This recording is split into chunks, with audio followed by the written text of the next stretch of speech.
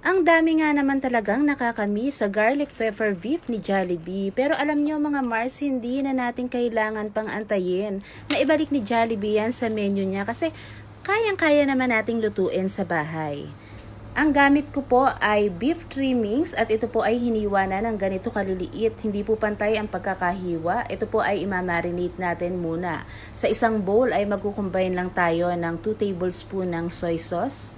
Ang gamit ko po ay light soy sauce kaya po ganito kaputla.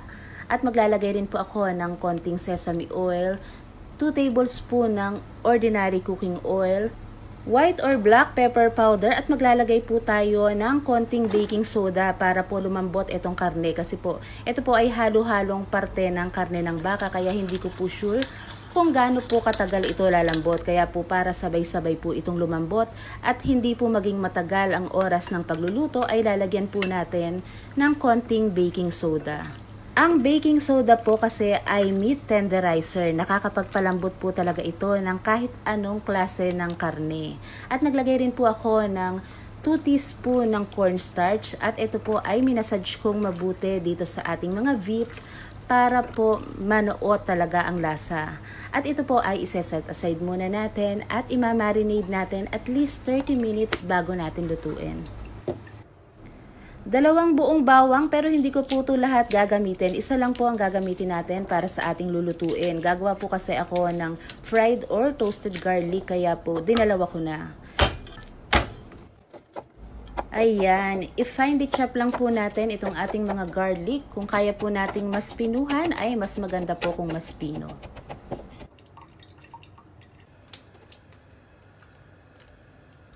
Maglagay tayo ng maraming oil sa kawali. Madami po yung ilalagay natin dahil marami po itong bawang.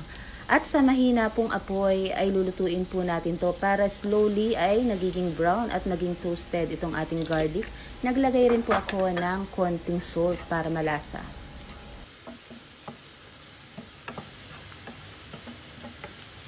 At kapag po ito ay toasted na, ay alisin po natin ito agad sa kawali para po hindi masunog. Ang garlic po kasi mapait kapag sunog.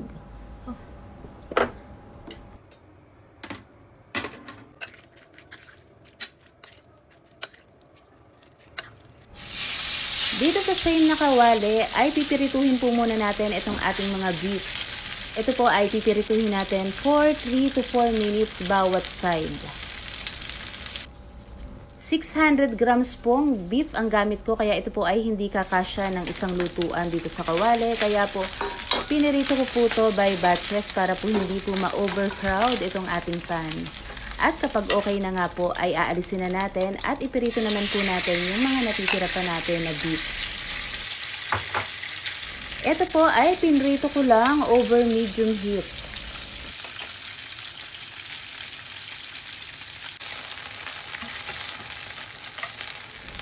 At dito po sa same pan ay maglalagay lang tayo ng konting butter. This is around 2 tablespoon lang ng unsalted butter. Pwede po kayong gumamit ng margarine kung wala po kayong butter.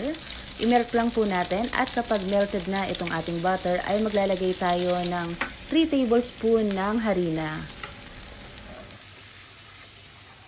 Continuous lang po ang halo sa mahinang apoy hanggang sa ito ay maging brown. Ayan, brown na po.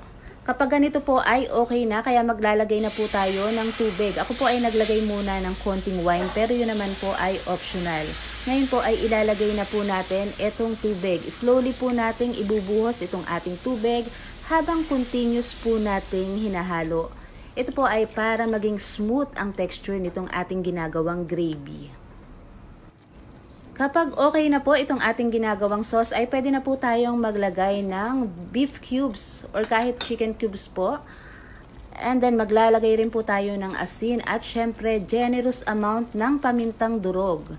Ilagay na rin po natin itong ating sliced mushroom. Pwede po kayong gumamit ng fresh or yung nasa lata, depende po sa inyo yan. At maglalagay rin po tayo nitong toasted garlic. So, hindi ko po ilalagay lahat depende po sa inyo kung gaano nyo karami gustong lagyan. Pero ako po, naglagay po ako ng around 2 tablespoon lang. Hinaan natin ang apoy at hayaan nating mag-simmer for 3 minutes. And then, after 3 minutes ay pwede na nating ihalo itong ating nilutong beef. Ang kagandahan po dito sa ating recipe dahil nga po tayo ay naglagay ng konting baking soda nung minarinade natin yung karne, ay hindi po tayo dapat mangamba na baka kung sakali na ma-overcook itong ating beef ay tumigas ito at maging parang rubber. Takpan po uli natin at hinaan po natin ang apoy at hayaan po nating manuot dito sa karne itong lasa nitong ating gravy. Marami po yung sauce na nilagay ko dahil ang kakain po nito ay sinasabaw po nila ang gravy. 8 minutes ang pagkakapirito ko dito sa mga beef at 7 minutes ko po itong niluto sa sauce kaya ang total cooking time po para sa beef ay 15 minutes lang. I-try nyo na to bukas agad. Salamat po sa panonood at kita-kita po tayong muli sa susunod na video.